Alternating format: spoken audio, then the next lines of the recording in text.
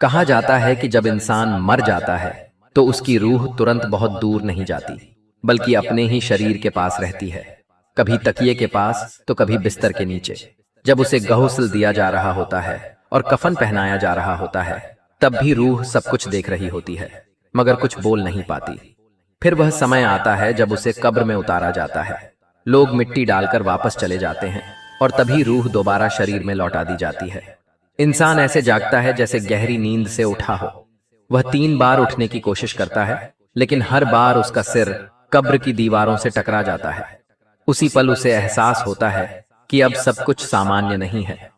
تب وہ سمجھ جاتا ہے کہ اب وہ زندہ لوگوں میں نہیں بلکہ مرنے والوں میں شامل ہو چکا ہے اور آج کی رات وہ دوسری دنیا میں ہے۔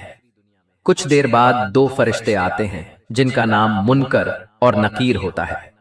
وہ قبر میں اس سے 3 سوال پوچھتے ہیں: تمہارا رب کون ہے؟ تمہارا دین کیا ہے؟ اور تمہارے نبی کون ہیں؟ اگر وہ صحیح جواب دے دیتا ہے تو وہ کامیاب ہو جاتا ہے اور اگر زبان لڑکھڑا جاتی ہے تو ناکامی اس کا انتظار کرتی ہے۔ اس کے بعد اسے ایک جگہ لے جایا جاتا ہے جسے برزخ کہا جاتا ہے۔ یہ ایک ایسا مرحلہ ہے جہاں 2 دروازے ہوتے ہیں، ایک جنت کی طرف اور دوسرا جہنم کی طرف۔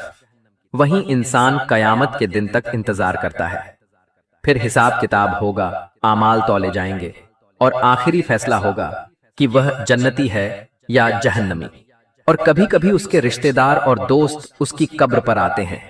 کہا جاتا ہے کہ اس وقت ایک فرشتہ آ کر اسے خبر دیتا ہے کہ تمہارے بیٹے نے تمہیں سلام بھیجا ہے، تمہاری ماں، تمہاری بیوی اور تمہاری بیٹی تمہیں یاد کرنے آئی ہیں۔ تب روح قبر کی مٹی کے اوپر آتی ہے، ان کی باتیں سنتی ہے اور ان کے قدموں کی آہٹ محسوس کرتی ہے۔ یاد رکھو، یہ سب میں نے پہلے اپنے لیے لکھا اور پھر تمہارے لیے، تاکہ ہم گناہوں سے توبہ کریں اور زندگی کی حقیقت کو پہچانیں۔ اے اللہ، ہمارے گناہوں کو معاف فرما۔ اگر یہ بات تم تک پہنچی ہے تو اسے کسی اور تک بھی پہنچا دینا، کیونکہ نبی کریم نے فرمایا ہے کہ میری طرف سے ایک آیت ہی صحیح لوگوں تک پہنچا دو۔ جزاک اللہ خیر۔